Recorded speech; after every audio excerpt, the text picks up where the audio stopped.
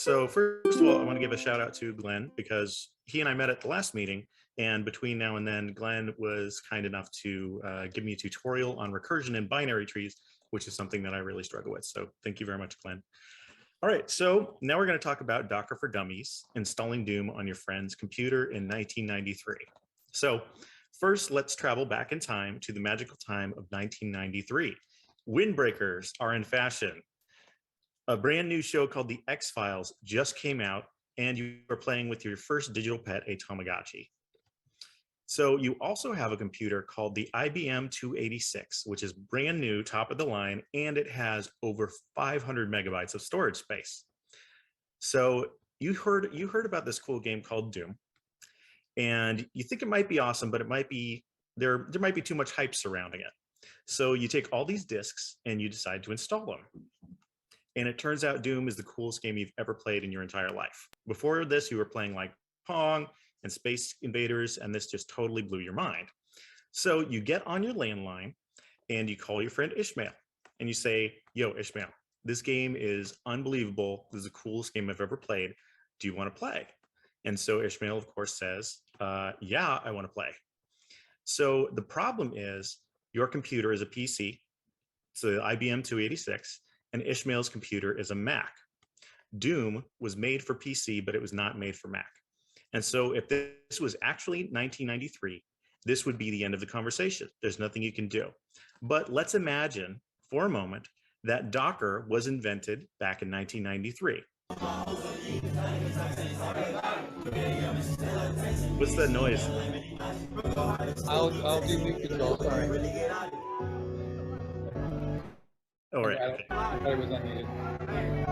Yeah, I'm still hearing some noise. Okay.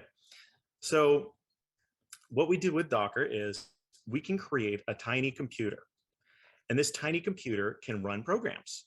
And then we can transfer that tiny computer over to somebody else's computer. All right, We're good now. That's very odd. All right, so Docker creates a tiny software computer inside of your computer, which you can then move over to another one. So what I do is I create a tiny version of my computer that can run Doom, and then I just transfer this software computer over to my friend Ishmael's computer. So then Ishmael is able to play Doom, even though Doom was not made for his computer, because it's actually running on this little one inside of his big computer. So why does this matter? And also, what are microservices? So let's say that you have some friends who are just as cool as you, and you know that these guys are cool because they have the fanny packs and the backwards hats. And that was very fashionable in the 1990s. And they want to play Doom. But the problem is they have really slow computers. They do not have a top of the line 286 like you do. So what you decide to do is you buy a really, really big computer that's really big, really powerful. And you say, okay, you guys can connect to my big computer. And every time one of those friends connects to your computer, it creates a new little mini computer using Docker so your friend can play Doom. So this is awesome for your friends because they can use like really old, slow computers and they can just connect to yours. And yours has the resources to run Doom and it runs quickly for them and they really enjoy it. So now let's time travel forward into the future, 30 years. Computers look like this now. They don't look like that pile of plastic, and they are owned by Amazon. So we connect to these computers through the internet. And if you are using a computer that is not yours, it's called cloud computing. So how this works for you is, this is you, and this is your app. You worked hard, you made a cool little app, and so you host it on AWS or Amazon Web Services or Azure or Google Cloud. There are other services you can use too. And then you advertise your app, and then anybody can connect to it. And then if one person connects to it, Amazon creates a copy of that app running within a Docker container or a Docker mini computer like we discussed before. Then another person connects, AWS automatically creates another one. So you can have millions of people connect to your app this way. Of course, you have to pay for the services that you use. So this is a little bit different from traditional software computing. So there's something called monolithic programming, where this is the monolith from 2001: A Space Odyssey. And if you can imagine all of the monkeys touching the monolith, this is how programming was done traditionally. You would have a team of thousands of software engineers develop this gigantic program that could handle all of the traffic coming in. And nowadays we have microservices, which is a whole lot easier. All you have to do is design this one little app that does what a user needs it to do. Sometimes you can have multiple apps, like Kubernetes is for orchestrating different apps together, different mini computers or containers together. Like, let's say this app requires JavaScript and it requires Python, and those have to be running on 2 different containers at the same time. Kubernetes would allow you to run 2 different containers and have them communicate between each other. So that's the difference between monolithic programming and microservices, which is what we are doing right now. That's kind of the in vogue right now, because it's a lot easier to edit and it's a lot easier to maintain with a smaller group of people than monolithic programming. All right, that is it. If you would like to contact me, I'm on LinkedIn. I'm Tyler Suard, and you can email me at tylerseward@gmail.com. My specialization is artificial intelligence, but I also work with Python. All right, so it looks like there were some questions. So let me see. I think most of it was about our bombing. Does anyone have any questions? You can unmute yourself or put it in the chat.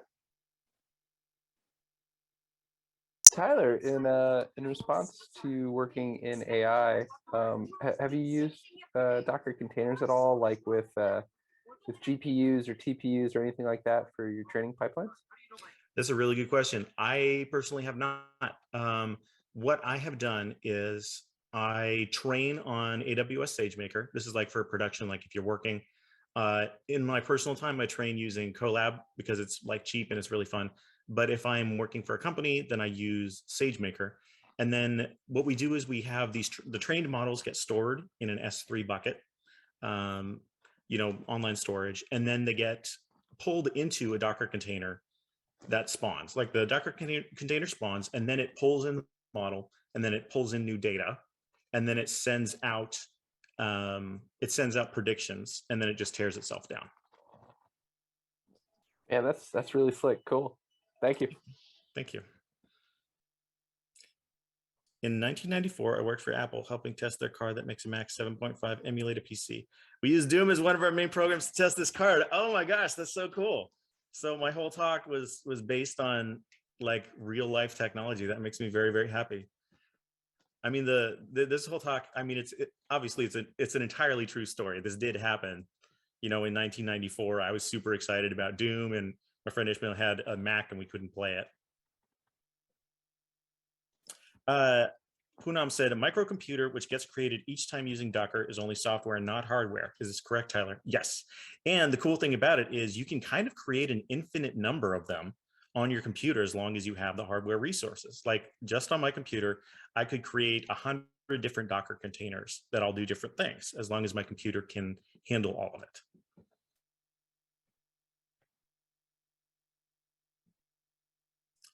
Any other questions? So, hi, this is Amol here. So my question is that if the resources are available on a computer, but if on that particular server, if there are too many microservices, at what point on who decides whether we are out of resources, and at what point it doesn't allow to add additional microservices? That is an excellent question, Amal. So Amal is asking if, like, let's say you're on Amazon Web Services and you have rented out one computer for running your app. One person connects to it and they run your app.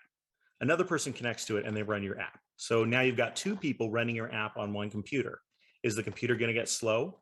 What about 10? What about 30?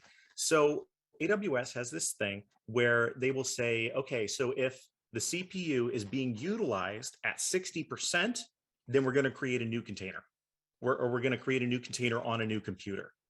And you can set that usage level. You can set it up to like 90%. You can say, don't create a new computer until this one is, running at 90% its CPU, or you can bring it lower to like 50%. So you can decide that. It's one of the parameters that you can set for AWS for like auto scaling your app. There are orchestration tools like Kubernetes, Swarm, Nomad, etc. Yes. So if you've got a lot of Docker containers, orchestrating them, getting them all to work together can be a little bit complicated. So Kubernetes or Swarm or Nomad, I suppose, I haven't heard of Nomad, can all be used to get the Docker containers to cooperate. Like I said, if you connect to an app and that app has 5 different programs running on it, and all 5 of those programs need different Docker containers, then Kubernetes would spin all of them up at the same time and get them to communicate with each other.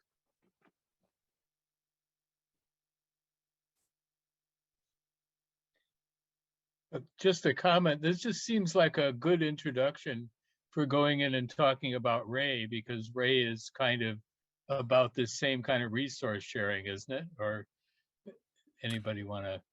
Well, from what I understand, RAID is when you have redundancy on really important data. Like if you have super important data, like at a bank, you would have 2 drives so that if one fails, you still have the backup.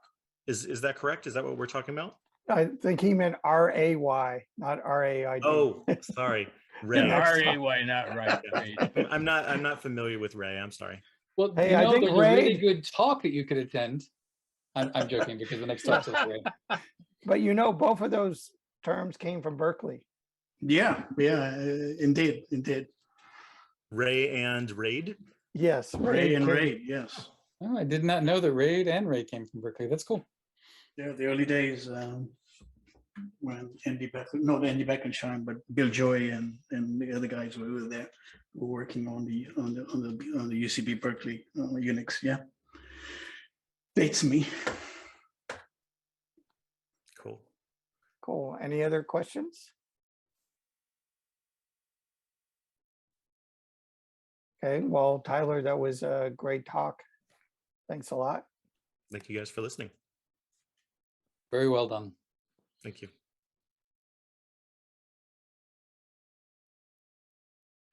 Well, thanks a lot, guys. My name is Jules Damji. I'm the lead developer advocate as part of the Ray team working at Indyscale. Thanks a lot, Jeff, for the invite. I met Jeff at the Pi Bay, and that was my second day at Indyscale, and they just sent me out there to do the introduction. So it was nice chatting with him, and that's how we actually got to know Jeff. But before Indyscale, I was at Databricks for about 6 years, doing the advocacy for Apache Spark. Also did a little bit of contribution to MLflow, and I'm also the author of Learning Spark, the 2nd edition. So that was the thing that got me going for a while. And now I'm at Indyscale doing pretty much the same thing. Quite excited about this new distributed computing that has actually emerged both from Berkeley, like Spark was developed at AmpLab for algorithm machines and people by the founder of Jan Stark, who was the director of there, and then Matthias Ari and Ali and those. And then Jan went and founded this particular company. So after 6 years, I got a calling from Jan, and I said, okay, this is like a good transition. And Ray actually emerged from Rice Lab, which was a successor to AmpLab. So this is what we're going to talk about. This is my outline. Why Ray? What is it actually happening in the world that we actually need yet another distributed computer system, just like in early days, yet we have another compiler, or yet we need another C++ language. What was the justification? What were the industry strands that do that? We'll start with a 20,000 high level feet, because this is a new topic, and I wanted to start at a high level, the motivation. Then it will go down to about 10,000 feet below sea level, or above sea level, to see what are the components and what is the architecture behind how Ray actually communicates with each other. And then we'll drop down to 0 level C, where we'll actually look at some code, some look at the core APIs. What are the design patterns that allow you to write this distributed application at scale? And then I'll talk about 1 or 2 libraries which make machine learning very easy at scale using those native libraries. In particular, Ray Tune is a library that's used very commonly to do hyperparameter tuning at scale. And then XGBoost being a very popular library to do your machine learning training for tabular data. But XGRay is the drop-in replacement to make it distribute over a cluster. And then we'll look at that in demo. By scaling about 3 workloads that I intend to show you. Hopefully we'll have enough time to cover that. Okay, so why Ray? And I think the researchers at Rice Lab, when they were thinking about what's the next thing that's going to actually happen after Spark or after the emergence of big data and big data analytics at scale, was they realized sort of 3 pervasive themes which were emerging that actually required sort of a new way to look at things. One was, we know today that we are sort of entering this zeitgeist of machine learning, right? Machine learning is pervasive in almost every domain in the field. And pervasive in the sense that people are actually deploying and developing very compute intensive applications which demand a fair amount of compute.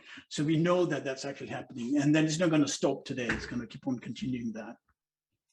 And as a result, because of that, we actually see that the distributed computing now is going to become a norm, right? It's going to be a necessity. It used to be an exception in the early days where you had to really get a PhD in computer system and system engineer to really write distributed computers. But today, I think it's becoming more of a norm, and it's going to be a necessity shortly. And the reason why is that distributed computing is going to be a necessity, because if you look at, for example, how the compute intensive applications are being deployed at scale in this manga or on this big companies, you see that early from the 2010 when AlexNet sort of created the harbinger about doing image processing, all the way up to today, we actually have increasing amount of the petaflops you actually needed to do that, and the CPU demand is not just meeting up. Now you might ask, well, what about the hardware accelerators that we actually have? We got GPUs and we got TPUs and we got all these new hardware accelerators coming out. Why can't they actually scale? It turns out they do, right? There's a slight difference in incremental, but there's a fundamental gap, right? There's a fundamental gap between what the TPUs can actually provide you and what today's state-of-the-art algorithms such as GP3 and some of these computer vision algorithms require just does not meet the map. And the contention or the realization or the epiphany was that there is nothing but we have to distribute at massive scale. In other words, we just have to go across, whether we actually use Docker containers or whatever, we just have to go across in a massive scale. And that was the only way we can actually do was to distribute that. So that was sort of the second industry trend that these researchers actually saw.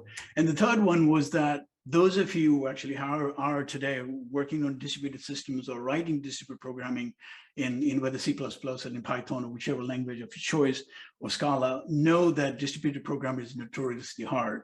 And it's not only notoriously hard, but putting and stitching things together it does take a little bit of effort. And it's not that things are not being done. People are building distributed systems. People are stitching things together. And one way to look at the existing trade-offs in this two-dimensional lens of ease of development and generality.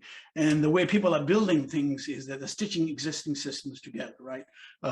We saw how Tyler actually mentioned about how people are sort of stitching all these different Docker containers together to do that. So people are using MPI, people are using Apache Spark for the structure streaming, they're using Flink for the other things, they're using Horoword, TensorFlow, all that, and they put those things together, which actually works fine, right? The problem is that it's hard to develop. They are bespoke systems. They might have different communication protocols. They are in different languages. And having them work in a very harmonious way, can be a bit difficult and cumbersome. But it does work. People are, building systems together. We actually have the pretty sophisticated solutions, but there are some trade-offs. And the trade-offs are in this particular middle ground of generality versus ease of development. If you go to the far right, is where, do it yourself, clean slate. People have Kubernetes, which is now an orchestration engine. You can build your Docker containers. You can put whatever applications that you want. We actually saw that in a previous talk, whatever applications that you want, and you build those things. And those are fine. On the generality, it becomes a sort of a very general solution. but it's time consuming unless you actually have people who are very expert, people who are SREs, people who really understand how to stitch those discrete computing systems. You actually find. And then on the other side, you actually have this very serverless, easy solutions, which you really don't have to worry about. It's very easy of developing. You write your Python program, you write your SQL query, you submit to the BigQuery, and it figures out serverlessly, what do I actually need to do? How much compute resources do I know? How do I scale those things if I need more resources? And you just pay for the compute. The problem over there, obviously, there are some limitations, and I say trade-offs is a good way to look at that. One is that you are cloud specific, you're beholden to a particular cloud. You might not have all the hardware accelerators that you actually need to do your compute.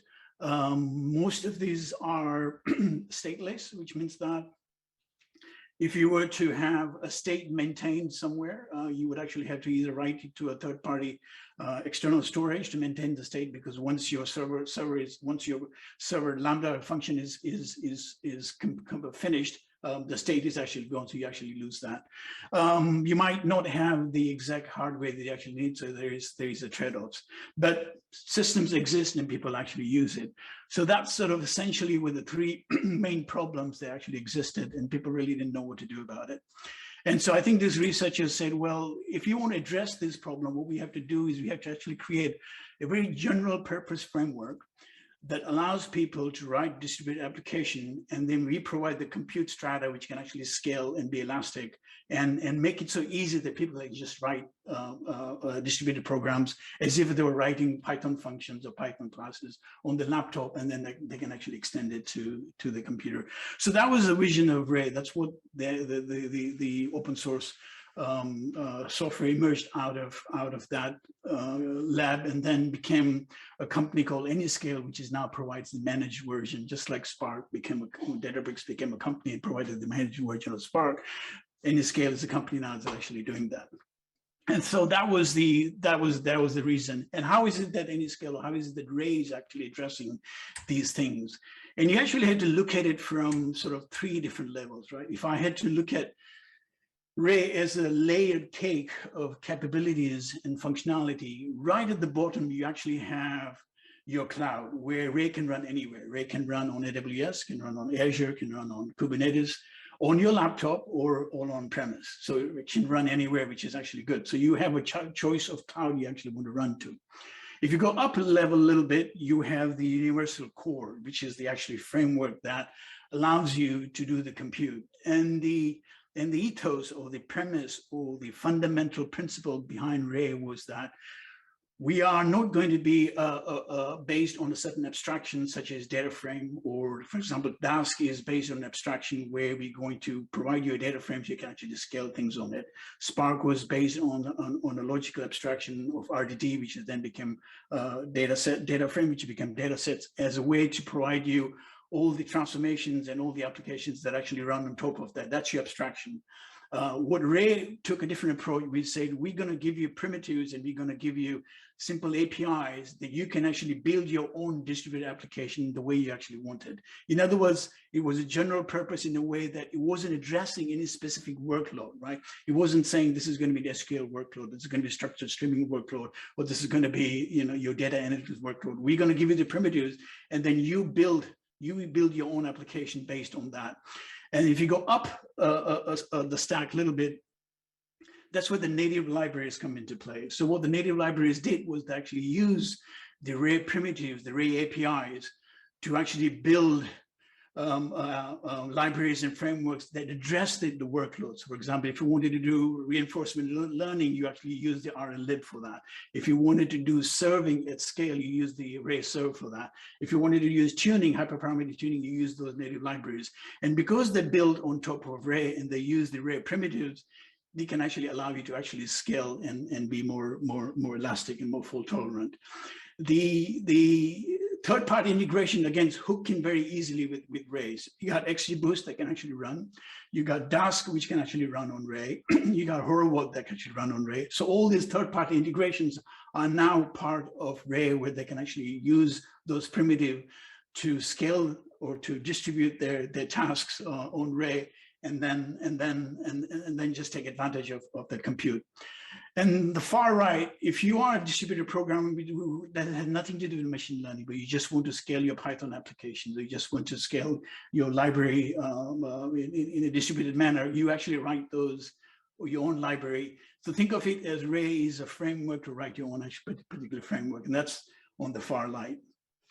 So that's essentially is sort of from a 20,000 feet.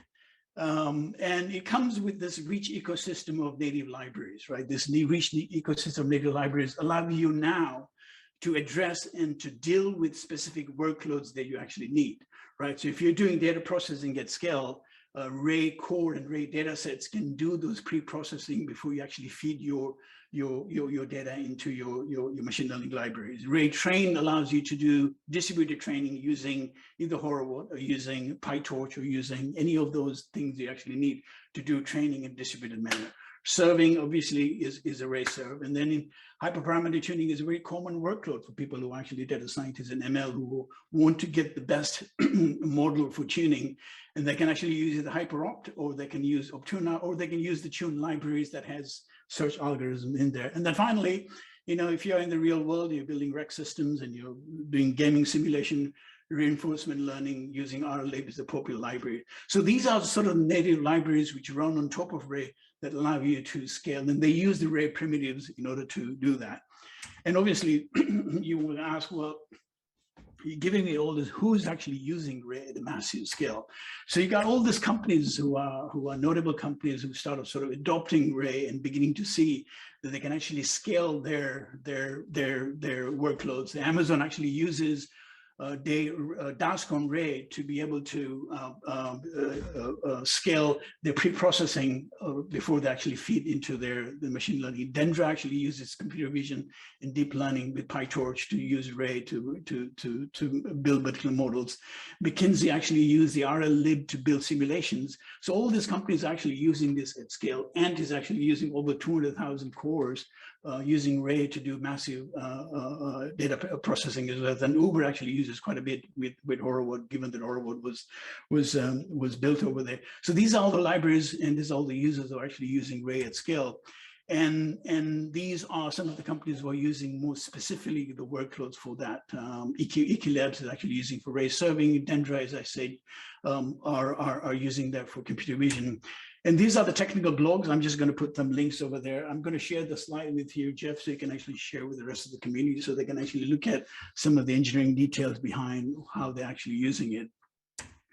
So what I'm going to do over here is, because I threw a lot of stuff at a very high level before I get into the raise the curtain. Maybe I should look at pause and see if there's any questions that what I talked about.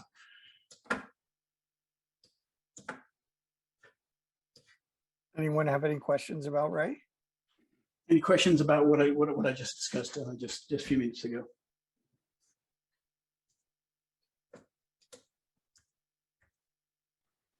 Okay, fine. So we'll move on. So next thing is I'm going to sort of peel back the curtain and raise the bonnet or hood and see what's what are the internals. How does Ray actually work things under the hood?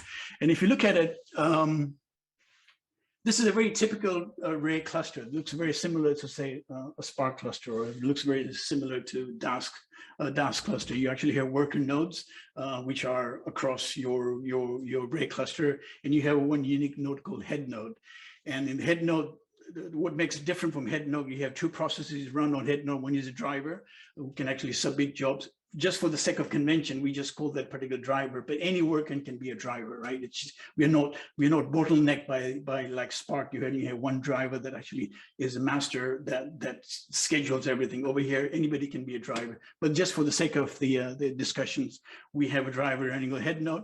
And then we have another process running called GCS, which is a global store. Think of it as a global directory that has the image of all the metadata of all the workers that are running, what the resources are, what are the capable, how many workers are running, what are the GPUs, what are the CPUs running on those particular schedulers, and the scheduler can actually make the decision. And something quite unique about Ray, which doesn't exist in any of these other distributed system is they have a distributed scheduler.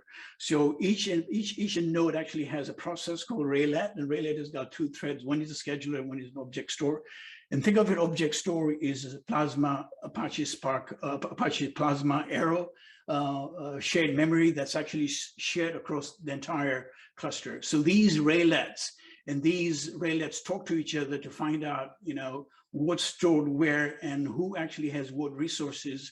So if I need to schedule a task or if I need to schedule something, I know exactly how to schedule things rather than the driver just makes a decision. Here's a function, I want you to go and execute that.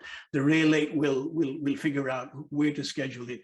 And because of this uniqueness, which is currently only unique to Ray, it really scales very easily because you don't have a central place where you're actually doing the schedule. Everything is actually done in a distributed manner. And the object store allows you to have worker processes running on that particular node that can actually get data from shared memory at 0 copies. So it's very, very efficient in that way. And that's quite unique to Ray. And if I just go one level below to see exactly what particular components within the Ray ecosystem or within the node does the work. So you got a worker.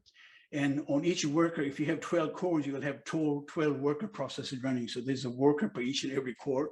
There's a Raylet, and Raylet sort of communicates with all the other Raylets across to announce, what their resources are. And they also broadcast their resources to the global central store, which actually has a snapshot of every, 1 or 2 milliseconds, what the entire cluster looks like. So then the Raylet can actually make the intelligent decision, where I can actually schedule a particular task, because this task requires 6 GPUs. And I know a Raylet on node 2 actually has the resources. So I'm going to get a list from that particular Raylet, and I'm going to schedule my task over there. So this is sort of a global picture of how things actually work behind the scenes. Any questions there? So I had one question that I was kind of curious about, and maybe this is too detailed, I don't know. When you run a program on Ray, how is the code kind of distributed to the nodes, right? So let's say I have a module and it has, and I'm pulling in other files that I have and importing them into my thing. How does that get distributed to the different nodes to be run? Okay, so when you, and I'll get to that momentarily, but just to answer your question quickly, is that if you actually have a function on which a task is scheduled on a node 2, what happened is we actually we pickle it, we use serialized file to pickle the function over. Any dependencies that we actually have, that goes with them too. So there's a way in Ray, when you do Ray init, you can actually hear my runtime library, and here are the libraries that I need to do pip install. So it'll go ahead and install those on all the worker nodes. When the function is actually serialized and stored over there, it will have all the dependency available to them. Okay, thanks. I think there's a couple questions in the chat. All right, good. So now let's go down a little bit deeper into the code and how things are actually working. Let me just go over here. There were actually some more questions, if you got a second. So Ryan wanted to know, is this a replacement? All right, so now the second thing, let's go a little deeper and introduce you the idea about the Ray primitives. And talk about there are 3 very important design patterns in Ray, and the design patterns are not something new to us. This was sort of entered a stream of consciousness when the Django 4 introduced this whole idea about design patterns with object-oriented programming. So Ray has a similar notion of design patterns, and the design patterns, as most of you know, are sort of a way to give you the best way how you're actually going to use a language structure, or how you're going to use a particular aspect of a language. So for example, Python has, the design patterns like what is a singleton, or what is an iterator, or what is a coroutine, or what is a decorator, or what's a iterate, and things of that sort. So Ray actually has this 3 basic design patterns, which we call Ray parallel tasks.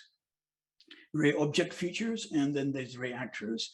And you can think of it as Ray parallel tasks are your functions, which are just units of execution that you tell the Ray to go ahead and run this you just schedule it somewhere. I want this task to run, and it's going to schedule it somewhere. And if there's data need to be passed, it's going to upload the data for you, and it will run on a particular task. They're stateless. Once that function is done, you lose that particular state. And that is the Ray task. Then there's Ray objects, and objects are features. And those of who are Python programmers or Scala programmers, or even Java, for example, there's an idea of feature where you execute something asynchronously, you get an object back, which you can actually query later on what the state is.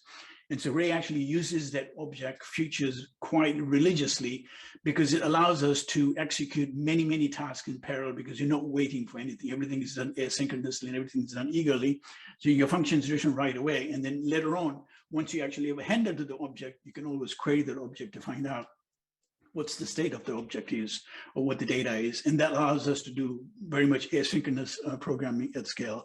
And then the flip side of Ray task is the notion of Ray actors, and actors are stateful, right? If you are familiar with Erlang, if you're familiar with Akka actors, these are like little microservices that you can actually run on a particular Ray cluster, on a particular individual process on a worker, and these are stateful services. So for the duration of the actor, you're going to have a state that's maintained. So if you actually maintain state, you want to sparse messaging.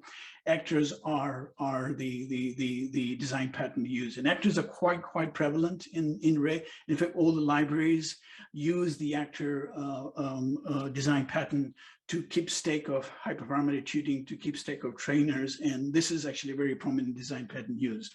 Now, these are the three basic ones. Obviously, there are lots of design patterns in Ray. And if there is a design pattern, there's always an anti-design patterns.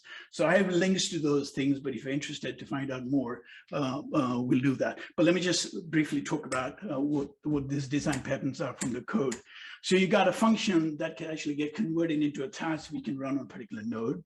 You have a class which gets converted in an actor, and that can schedule as a stateful service that can run anywhere in the node. And you have an object that either an actor method can actually create, or a task can actually return, and that's normally returned to you as an object reference, but that object is created on the node on which the function executed, and it's now in the shared memory. And anywhere I can actually get that particular value of that object. So here's a very simple way you take your functions and you convert that into a distributed setting. So all I need is just a decorator called ray.remote, and I just have my Python function that's reading one file. And returning that file from a path. My second function is called add this particular function that takes two numpy arrays and just adds them together. And the way you invoke these functions is that you just use the remote method, the function named a remote method and arguments. And what happens at this point is that it gets scheduled eagerly, gets executed over there, and you just get back the reference called ID1, which is your object as I was talking about, and that's your future that you can actually read. You can access what the value of that, and then I do the second one, which is the same thing. Asynchronously, I get my ID reference back, and then I'm just sending those ID references back to this add function, which might be scheduled anywhere on the particular node, and it's going to add those two numbers and then return you again a third object. And now you actually do a ray.get on that. And what happens at this point is that you're going to block until the scheduled tasks are finished and you get your result back. And this is not done statically, this is done dynamically, because in machine learning, when you're doing hyperparameter tuning, you want to be dynamically schedule tasks so that you get the value right away asynchronously, and you can loop on it and then find out how you're going to train the next one. So that's how it's actually scheduled. You got the read array might be on node 1, the read array second to is on node 2. Add could be somewhere else, and now you actually execute and then compute the graph. And the third bit is the distributed object store. How does it actually distribute object store work? There is a notion in Ray about proprietorship. Each and every node has each and every function which get executed in node owns the metadata for that particular node. So if I have a function which was scheduled on worker process A, it creates two objects called X and Y. It's going to be in the shared memory on that particular node. If I have a worker process B that actually needs that particular object Y, it's going to use the shared memory to efficiently read the array right away. So if I have NumPy array, if I have tensors which are stored over there, I just do a zero copy because I don't have to actually transfer the data between interprocesses. I can just use zero copy. So shared memory is an effective way to distribute things not only within a node, but across node as well. So if there's another node that actually needs the value of Z, Z will be actually passed over using gRPC and distributed protocol to actually send the value across. If your shared memory gets full and you have lots of data over there, there is a way to spill things over on the disk, and we keep track of what objects are stored where. And where they're actually stored on the external disk. So when we want to preempt something, we can actually go back to the disk and read things in. So that's the aspect of shared memory. And to see how it actually works in action, I have this function called f, which actually now returns the value x. So it's created a value called x, and it's going to return that, right? And then I have a function called g, which is going to take the value a and going to return y. What happens at this point is that g now is being sent an object reference what was returned by f, but now g is going to schedule on the node 2 because I know it actually needs x. So f is going to be created a function x. G is going to be scheduled on that particular node because of the data locality, so I don't have to transfer the data. And that way now G can actually get using the object reference can get the value of x and y, and then store the value y, and then y is actually returned back. Now to answer, I think Jeff's question, how tasks are scheduled. So what happens is that take this particular function, which is actually just computes a remote function and returns D. When I do a double.remote, my local driver, let's say the driver is the one that's actually executing that, it's going to talk to its local raylet to say, hey, listen, I want to compute this particular function. Do I have the resources to do that, right? So the raylet is going to find out, yes, I have resources available on my local node, and I'm going to schedule that particular function. What do I actually need to do? I'm going to serialize all that function over. I'm going to give it to node 2 to execute that. And for the amount of the time that this function is going to be used, I'll have a release to that particular function. If I have another function that looks very similar to that actually requires the same kind of type of resources, then I'm going to have that lease available for me for a while. I'm going to schedule the things over. So that's how sort of Raylet schedules things in a distributed manner. And the way this actually lease work is that, let's say the Raylet doesn't have resources available on node 1, but it knows about the resources available on node 2. So I'm going to forward that request to Raylet 2, and now Raylet 2 will get a lease. Now the driver is going to submit the task over there, and it just does that. And this allows us to do this in a very, very efficient manner where I can have thousands and thousands of tasks being remotely executed in parallel by using two things. One is asynchronous way of doing things, and secondly, using this releases method where I know that particular node has that particular lease on me, and it has the resources available. So I'm going to go ahead and schedule those things over there. So that was sort of down at the 0 level. Let me pause here and see if there's any questions that you want me to answer. I think there were a couple questions. I know there's a lot to absorb, especially if you are, if distributed system is new to you, but yeah, we do have a couple of questions. I think Jeff's going to read them to you. So Ryan had a question. I'll just move on. Wait, do you hear us? So the next thing I want to do is talk about the Ray's ecosystem. Now, I mentioned Ray ecosystem has all these native libraries that run natively using the Ray actors and using the Ray primitives to build things on top of that. I'm just going to talk about Ray Tune today because I think the machine learning engineers and the data scientists and the Python programmers who actually come from the scikit world and from XGBoost want to tune their libraries, and they want to tune that in a massive scale, because if you have a large data set and you actually have a hyperparameter space, which is huge, using just one machine, just one scale might take hours, might take days, but having the ability to actually use tune to scale your trials across the cluster, so not only saves you time, but also saves you cost as well. So I'm going to talk about two of those libraries. One is called RayTune, and the other one is XGBoost Ray, which is just a replacement or drop-in replacement for XGBoost training function. So train now can actually use the parallel mechanism.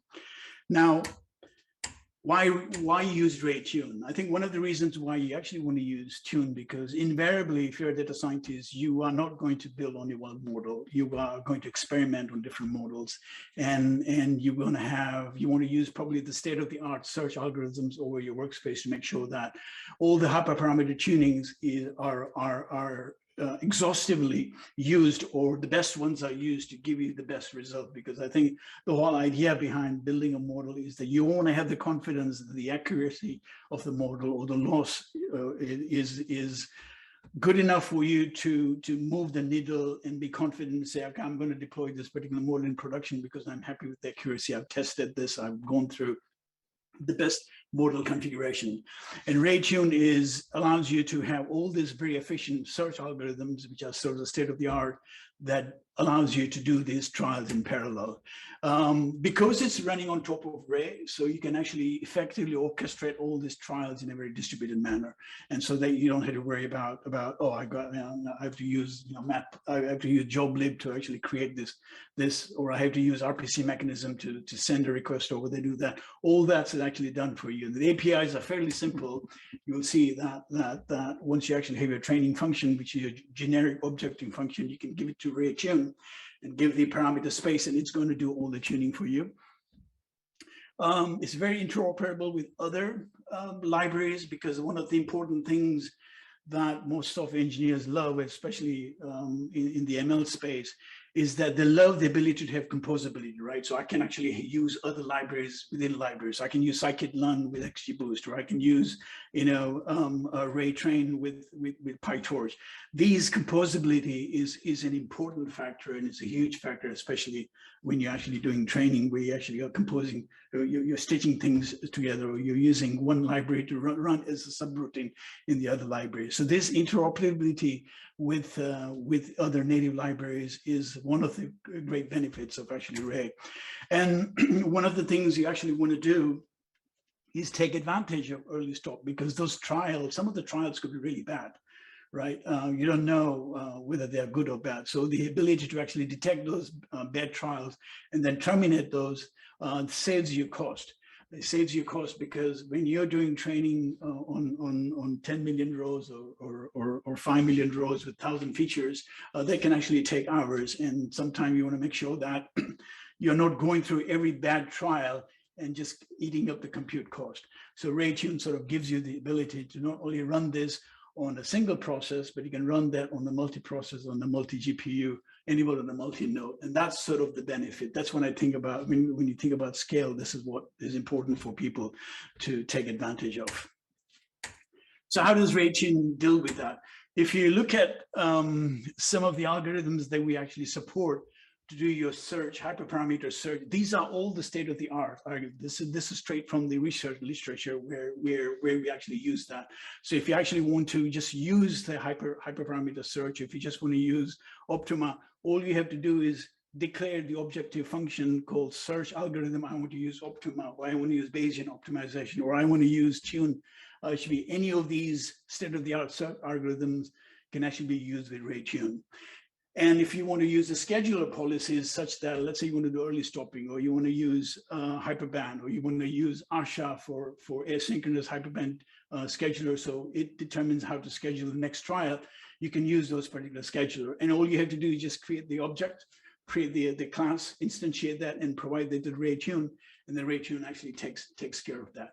So these interoperability, the way data scientists love to do that, is one of the primary benefits of RayTune. So you can actually use this state-of-the-art algorithm. How does that actually work? Now, if you're new to this whole idea about Ray tuning or about tuning models, what does it actually mean? What are hyperparameters, right?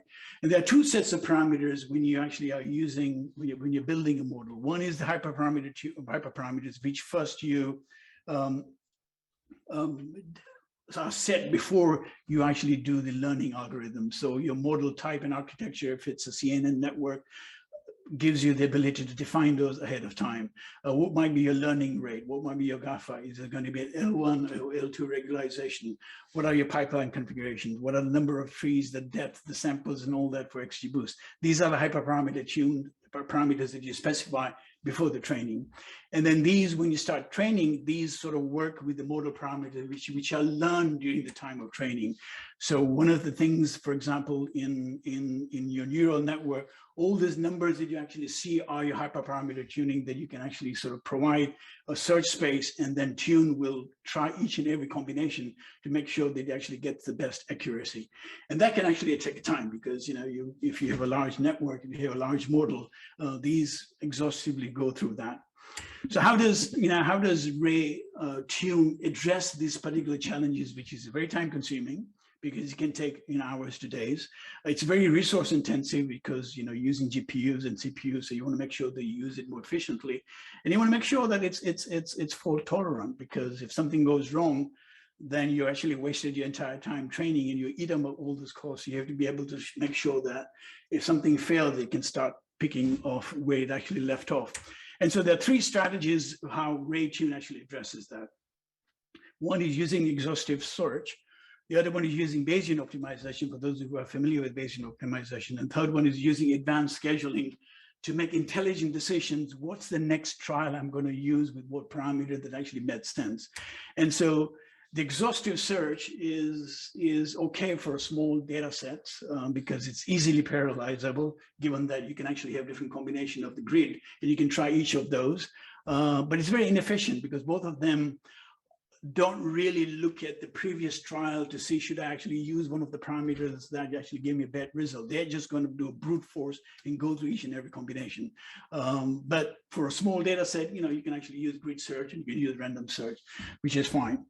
The second is the Bayesian optimization, where it uses sort of more intelligent to figure out what was the best trial from the previous combination that allows me to make an intelligent decision that I'm going to go ahead and use some of the parameters from the previous one because it gave me a better result for my metric.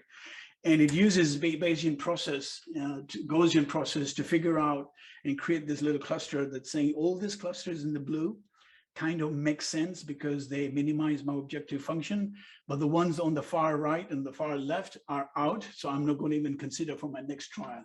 And it's very inherently sequential because you need the result of the previous one in order to figure out what the next trial is going to be.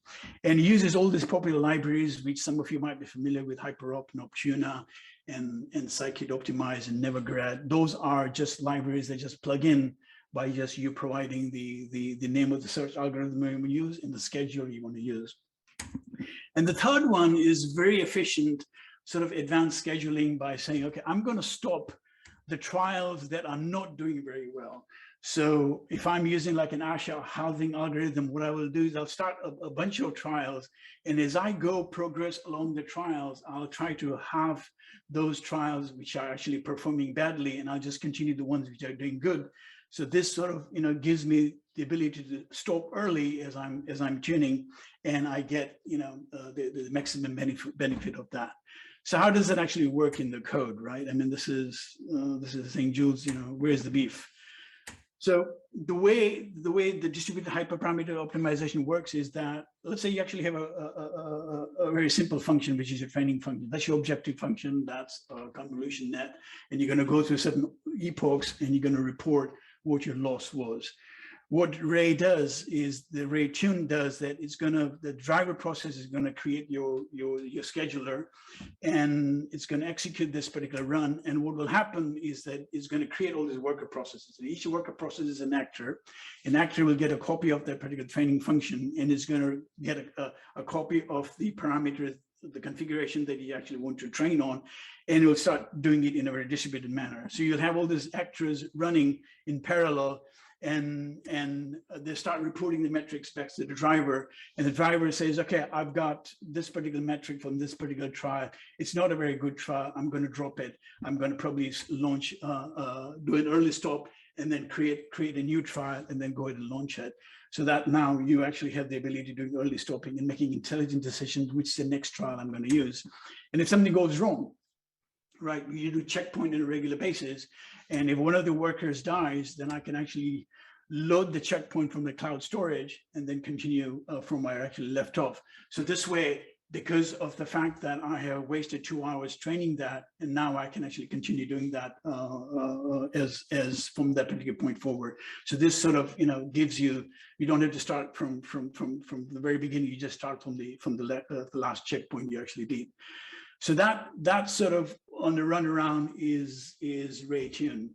Let me pause here before I get into XGBoost. Any questions? Can you hear us, Jules? So I think there were some questions, if you don't mind going back for a sec. Okay, yeah. So let's see if I see. So Ryan had one about it. Is this so do you see this as a replacement for Kubernetes, or does this work alongside orchestration like Kubernetes? Yeah, that was sorry, to be more specific, that was regarding the chart you had that was breaking down the node structure and the sort of like shared storage structure. Oh, you mean you're talking about the Ray infrastructure. Is it a replacement for Kubernetes? No, it's not a replacement for Kubernetes. As a matter of fact, Ray can run on Kubernetes, right? So you can actually your Ray nodes can run in a pod, or the driver can run in a pod. And the orchestration is no, this is not actually a replacement for that, right? Okay. Yeah. Actually, too, after going through what all the different kinds of you can use Bayesian search, you can use the advanced search. Gosh, what does Ray do for like observability? It's sort of like this is almost like unfathomably complex to me. Like, you're including like potential network issues, async issues, states that are changing. Like it's just wildly complex. How do you validate? I mean, it's a good question. I mean, we do regular monitoring in terms of, the metrics and all that, and I'm going to show you the dashboard momentarily, but we actually do that. I think observability, it's a broad subject, right? There's this new term called, model observability as part of the MLOps. So what does it actually mean to do model observability? So we do keep track of the health of all these, the actors which are running. We actually monitor those. There is a fault tolerance built in. If the actor actually fails, we can actually start the actor because we know what the actor looks like. We have a serialized copy. We have a way to say how many times you actually want to start the actor before it actually be completely give up. If the node goes down, the autoscaler will create a new node, and then the GC, the global store, we know that this node has not received any heartbeat, so we're going to start any new processes or any new tasks which are scheduled on it. So there is that bit of it, right? There's an internal observability that's going on. But I think what you're probably referring into is what about model observability? When you're actually training the particular model, you deployed it using Ray Serve. How do you actually detect data drift? How do you actually detect model drift? How do you make sure that the models are performing? Is that what you're asking, or were you just asking both in the general way? I mean, I guess both. I think we're working in sort of like more. I work more in like data pipelines, so I think the infrastructure part of it is more interesting to me. But I'm sure like this is going to be running on a lot of like cloud platforms, and you can leverage a lot of their monitoring. Fault tolerance. Right. So I mean, there is the fault tolerance built within Array for its tasks actors because you're launching those particular tasks. But then there is a fault tolerance about what do you do about when the server node goes down, or the head node was gone, or the head node goes down, which actually has the global GC as what happens over there. We actually do have planning to work on. We just had a meeting this morning about what is going to be the next series of features which are coming on. And obviously HA is one of them, because if your global scores head node goes down, just like the Spark doesn't have an HA, right? Is if Spark the driver goes down, boom, you're pretty much dead. Like all your all your tasks which was supporting the schedule, they are gone. All the DAGs that you had created, they're gone. So similarly, if the driver goes down, if the GCS server goes down, what do you do? So there's a PR open, there's an RFC open. We're actually going to contribute and make that as part of it. So, currently we use Redis as a GCS for the key value store. So if Redis goes down, you can actually do your sync with another node, with another instance of a Redis running that keeps track, that duplicates that. So there are ways to make sure that there's no single point of failure.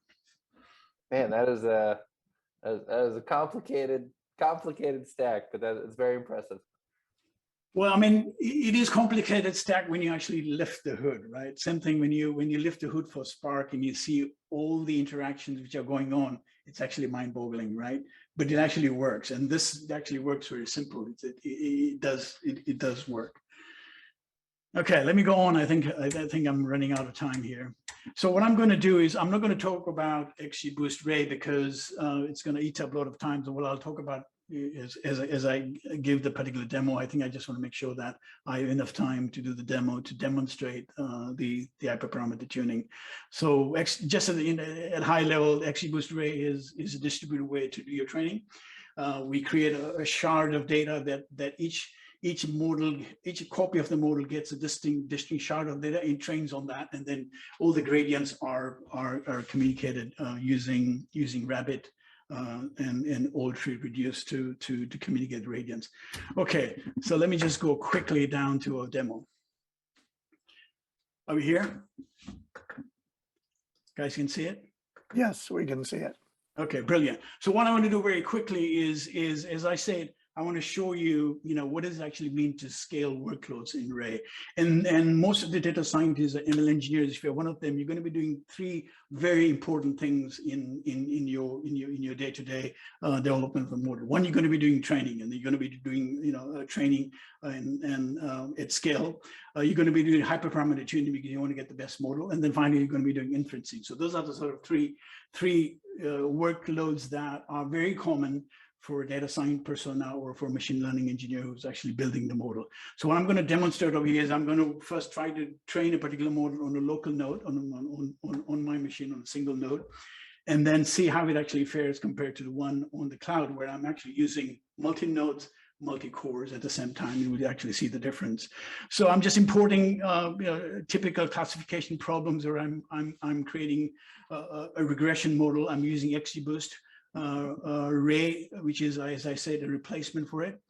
And so these are just my files that I'm actually reading, and I have about 3 different files I'm going to create to do the training. So we're just going to go ahead and create these 3 particular files. And the first thing I'm going to do is I'm just going to create a training function for XGBoost. And those who are familiar, you just write a trainer for XGBoost. You provide the parameters you actually want to use. You take your data and convert that into what they call D matrix, which is the efficient way of NumPy array, the way the XGBoost runs. Using D matrix, you train a classifier giving the config parameters you need, that the metrics they actually want to create. You write some callbacks. You want numboost round to be 10. You run it. Once you're done, you got it. So we're going to define the function to make sure it actually runs. So we're going to try with the small data sets of 300 megabyte to make sure that the trainer actually works. So we're going to run that quickly on 300 megabyte. Running on a single machine, on a single node, to see how 3 gigabyte fares. Well, it took about 8 seconds. It wasn't so bad. We got a validation error. What about now? I want to try with a larger data set, right? With 3 gigabyte. So I'm going to use the same function, but instead of giving 300 mega, I'm going to give you 3 gigabyte.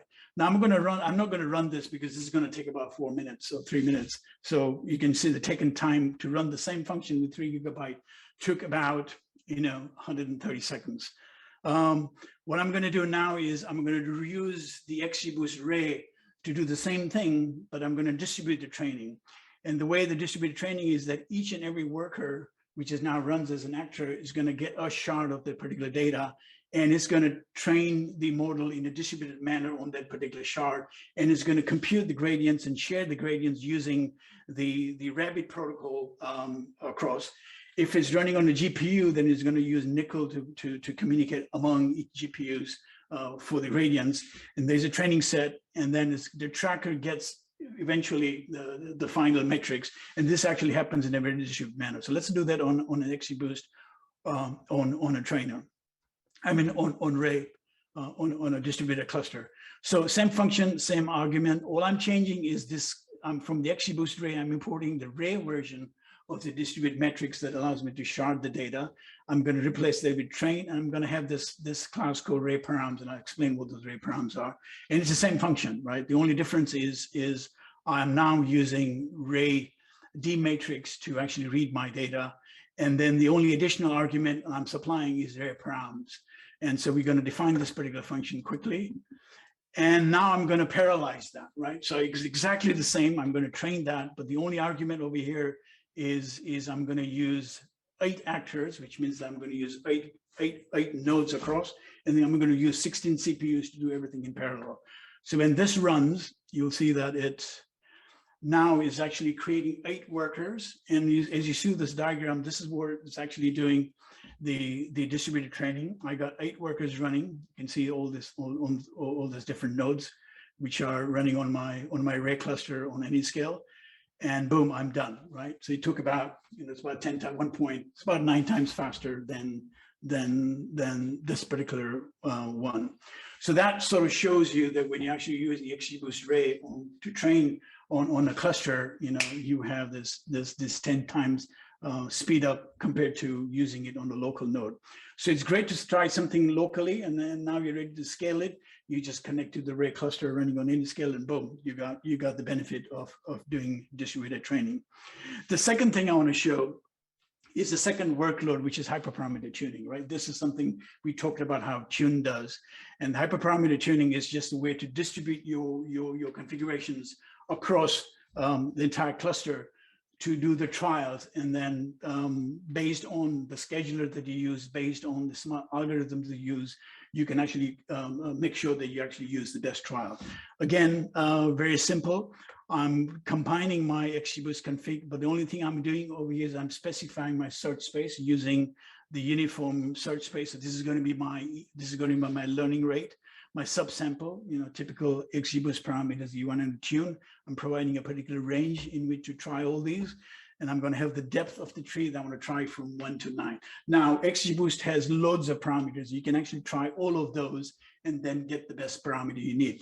And then I'm providing the Ray parameters that I need. I want you to have some sort of a fault tolerance where my actor, if it gets failed, I want to restart at least once or twice.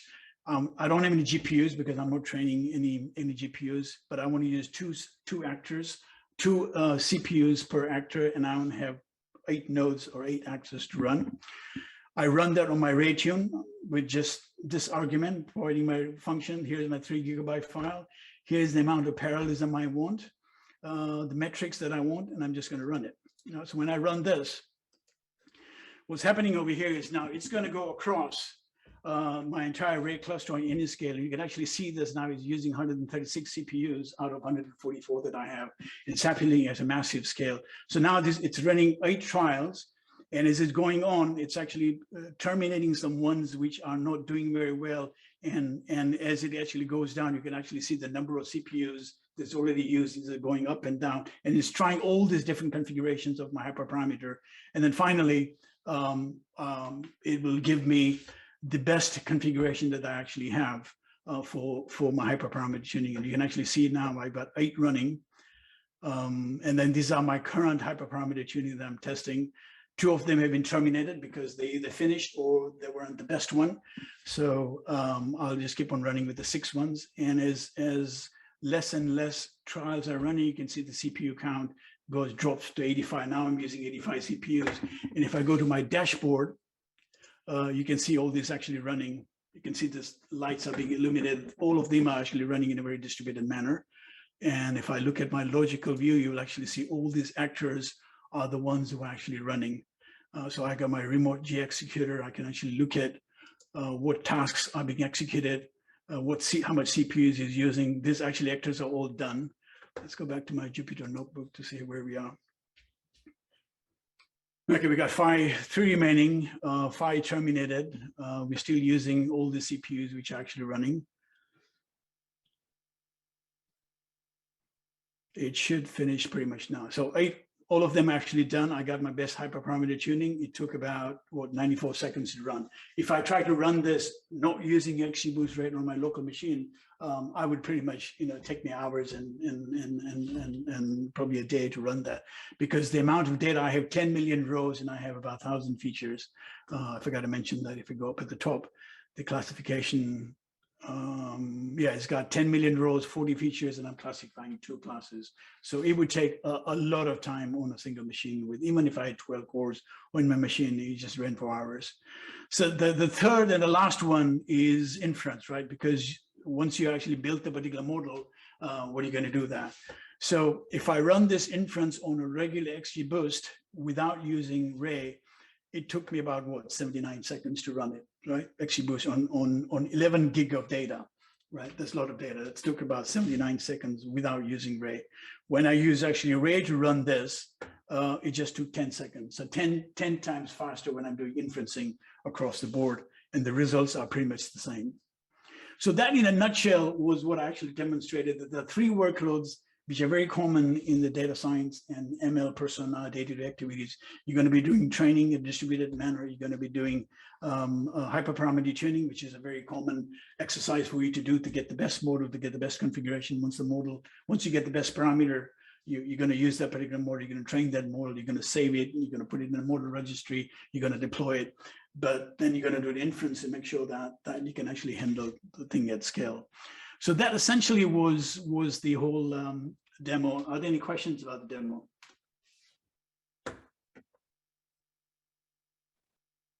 Anybody have any questions?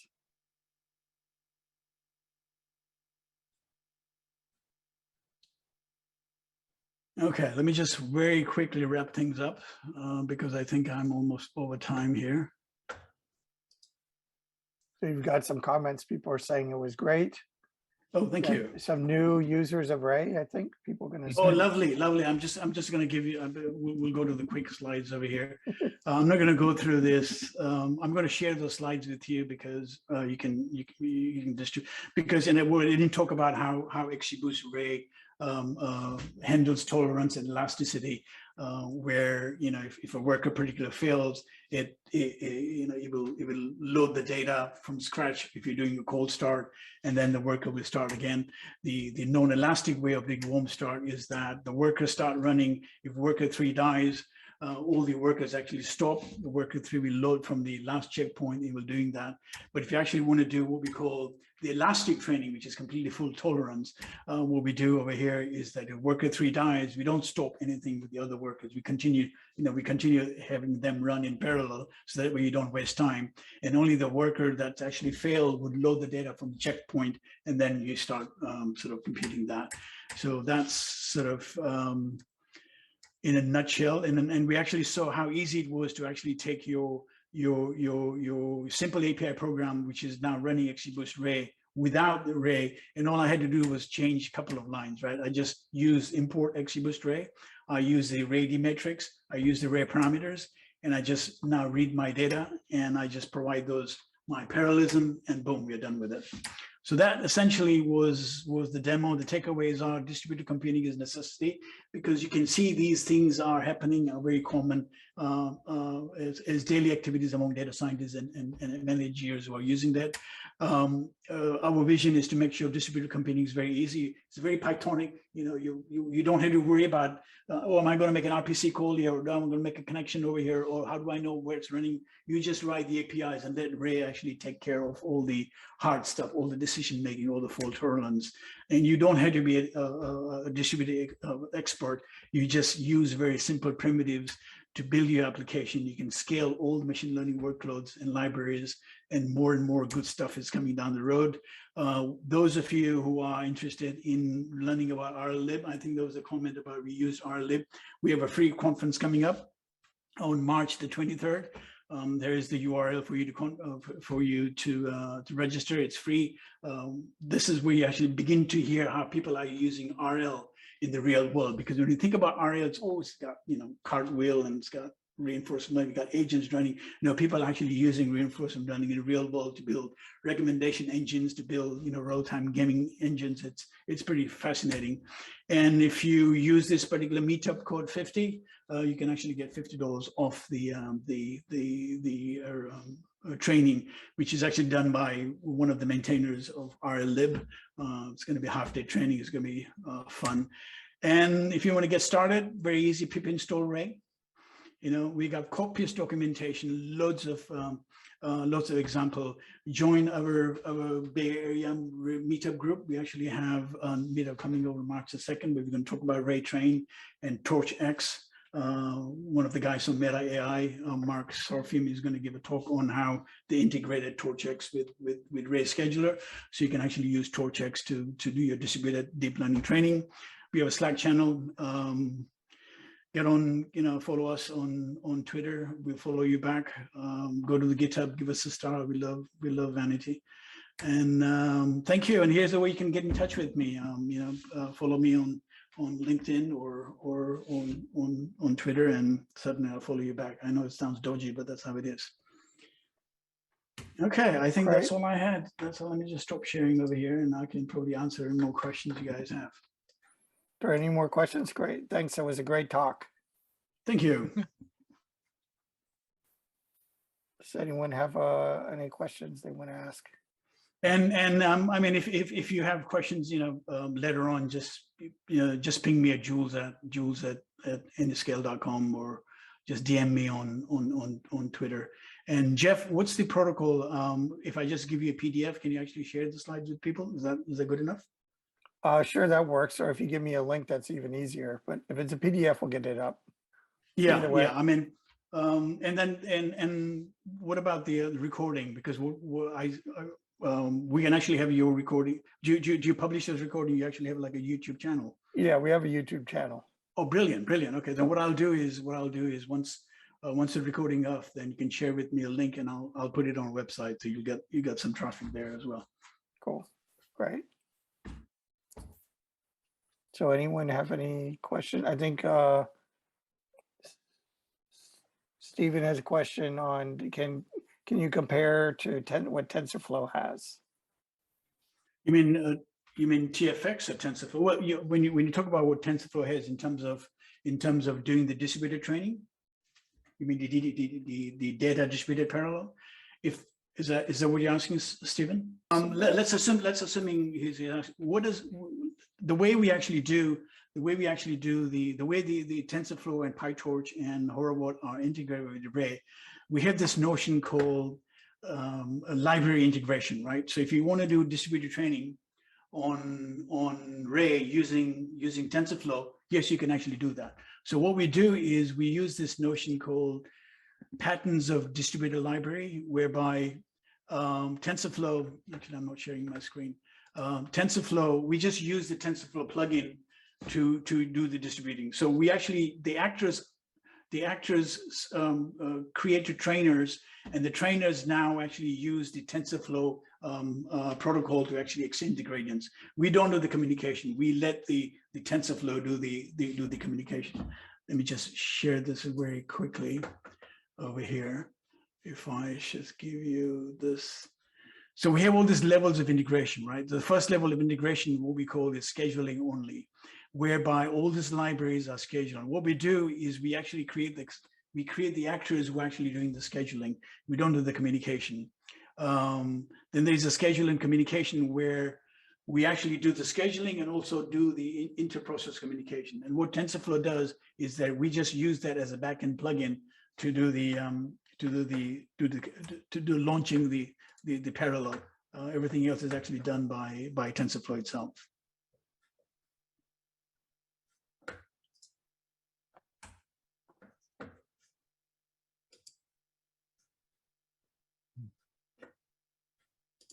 Okay. Any other? Were you trying to share a slide, or we didn't? No. I think I was looking for my screen. I want to make sure I've stopped sharing. Oh, okay. Okay. Cool. Any has some. Let's see what's in there. I can put that link. I can put that link that I was trying to show.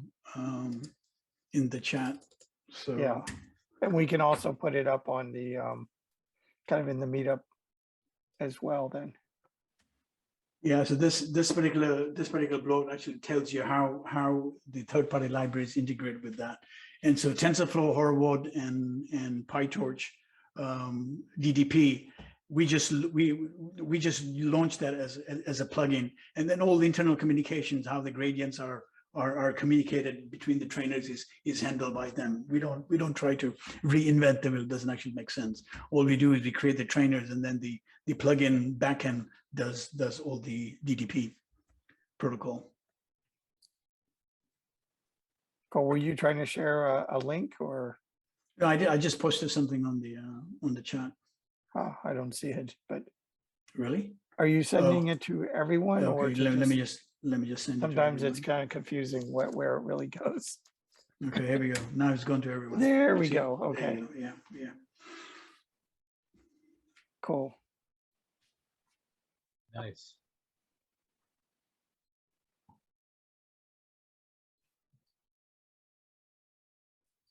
So any other questions? Yeah, thanks for the great talk. I was curious about the total resources used. Like if you Mhm. compare it on a single instance versus doing it in an array cluster, is there any data around that? We did some initial kind of. We actually haven't published what I would call benchmarks. Let me just show you some data over here and post it on the chat. But just to answer your question, the resources, the resources depend. I mean, if you have, if you have a small data set, and if you actually have, enough cores on your machine, I wouldn't use Ray, because just like you wouldn't use Spark to have 1 GB file to do your data analysis. You just use your local computer. So if you have a small machine, if you have a small data set, the amount of resources consumed might be actually faster using your local top. It's only when you have a large data set, right? And when you want to use the GPUs, and I'm going to use that. Yes, there is an overhead of creating all these different workers and creating all those workers and gRPC scheduling of the tasks. So there is internally that. But it over time, over a large cluster, I think those eventually get amortized. Thank you. And I mean, you Anything guys, you guys really tried it. You'll be, you will love it, because you just do pip install Ray default. You just take the existing function that you have. You just create a decorator, radar remote. Boom! Next thing you know, it's running, right? It's so easy. You can do it from your, from your ID as well. I mean, I've got this thing running over here, and I can just do. This is on my local machine, simple XGBoost, and I'm running it.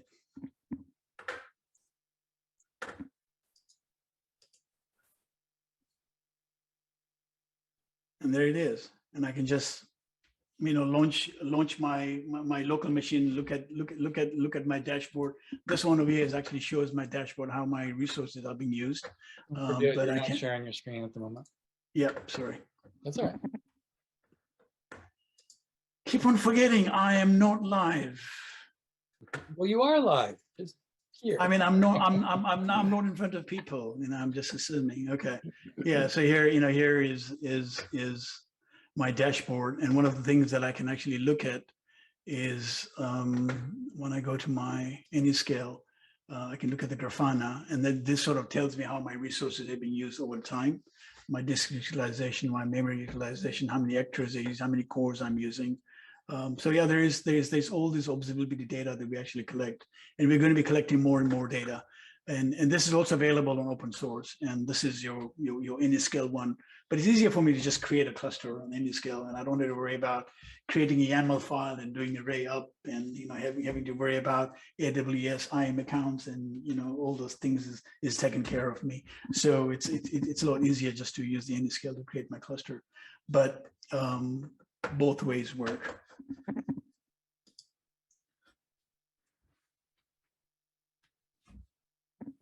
Cool. Cool. So Yeah, you so- said the open source version has that Grafana integration? Does open source have the Grafana? No, open source doesn't have the Grafana. Okay, Open so source, you that's just, you'll just see the dashboard, right? You only see the dashboard and you'll see, Okay. that's about That's it. pretty slick though. Yeah, the Grafana, and we're going to be putting more matrices. And I think the question about, I think it was somebody asking me about the observability, and so we are collecting more and more data, and with each and every release, we actually, getting more and more stuff out there.